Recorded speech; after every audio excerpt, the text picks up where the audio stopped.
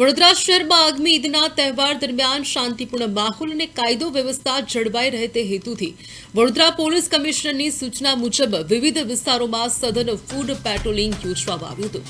Police તંત્ર દ્વારા ખાસ કરીને અંતિ સંવેદનશીલ વિસ્તારોમાં પોલીસ જવાનો અને ઉચ્ચ અધિકારીઓ દ્વારા પેટ્રોલિંગ કરીને સુરક્ષા વ્યવસ્થા મજબૂત કરવામાં આવી છે.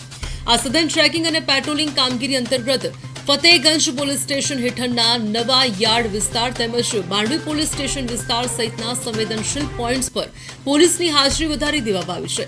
તહેવાર દરમિયાન કોઈ અનિચ્છનીય બનાવ ન બને અને સુલેહ શાંતિ જળવાય તે માટે સમગ્ર પોલીસ તંત્રને સતર્ક કરી દેવાયું છે.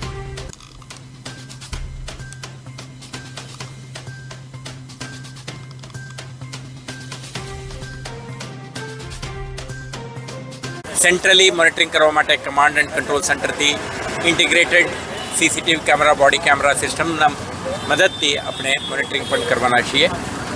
આજે જ્યારે ફૂડ પેટ્રોલિંગમાં આપણે નીકળીએ છીએ ત્યારે વિસ્તારનું સમીક્ષા સાથે સાથે સંવેદનશીલતાનું એક અસેસમેન્ટ અને આજુબાજુમાં રહેતા વિસ્તારમાં રહેતા લોકોમાં એક વિશ્વાસના ભાવના પણ પેદા કરવાના ઈરાદેથી આ કાર્યક્રમનું આપણે આયોજન કર્યું છે.